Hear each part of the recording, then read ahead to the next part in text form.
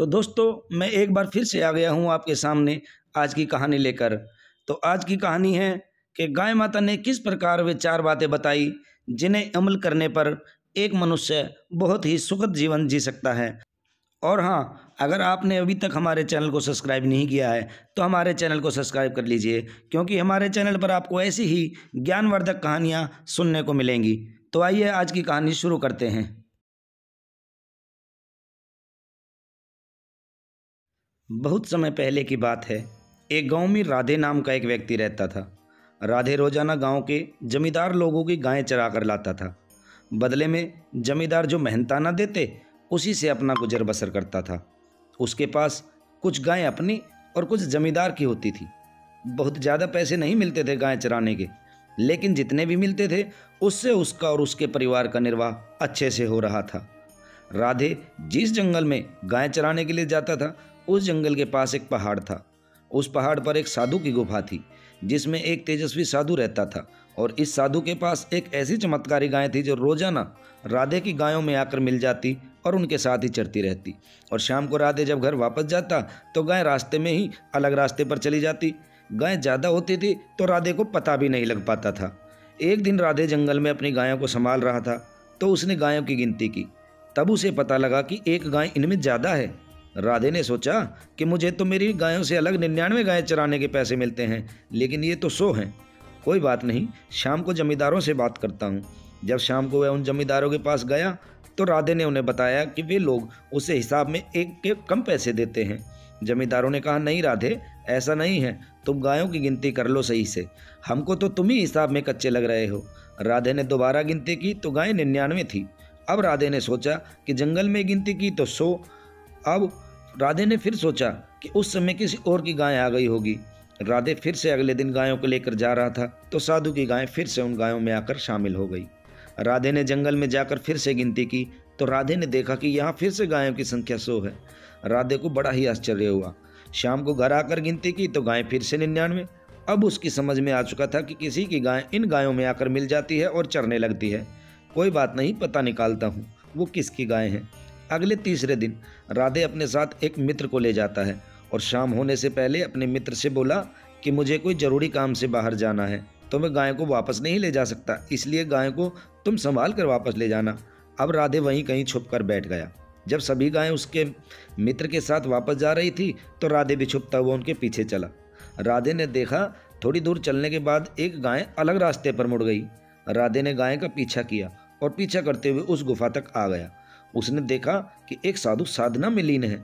गाय उस साधु के पास पहुंची तो साधु ने अपनी आंखें खोली और साधना से उठकर गाय को बांध दिया और उसका दूध निकालकर अपना भोजन बनाने लग गया। राधे छुपकर सब देख रहा था। तभी उसने देखा कि गाय ने गोबर किया है और वो गोबर सोने का है।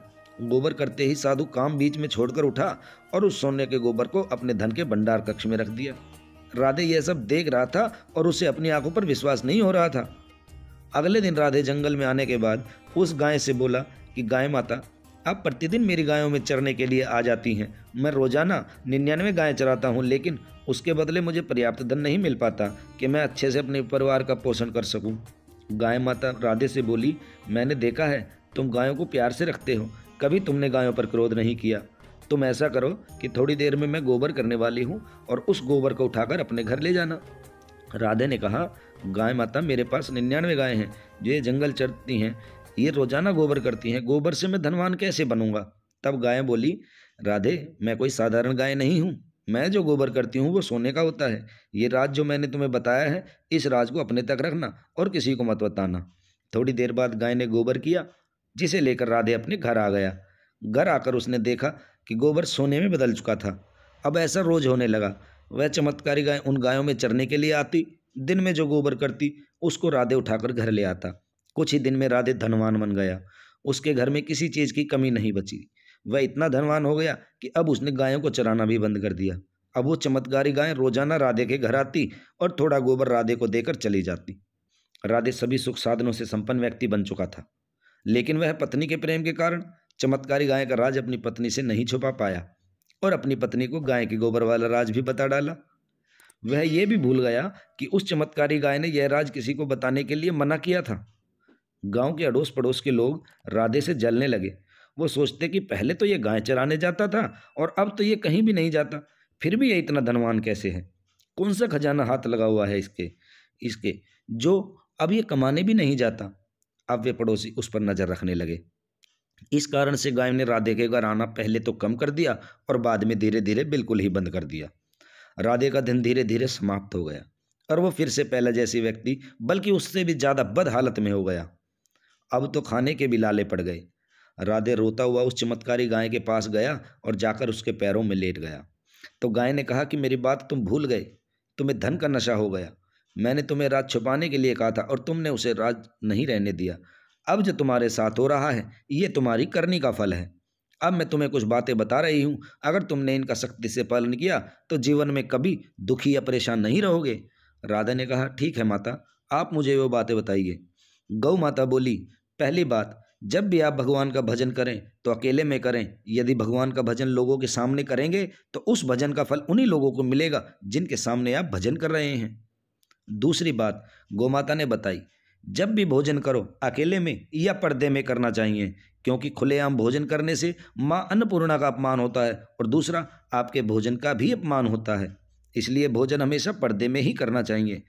तीसरी बात, राधे गौर से सुनो, बड़े काम की है। जब भी पति पत्नी रात को विश्राम करते हैं तो वो अकेले में होना चाहिए। जो लोग खुलेआम हम बिस्तर करते हैं उन लोगों पर अकाल मृत्यु का भय होता है।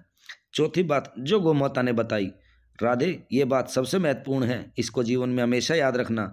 अपनी आय का राज या स्रोत किसी को भी नहीं बताना चाहिए, इसको भी हमेशा पर्दे में ही रखना चाहिए।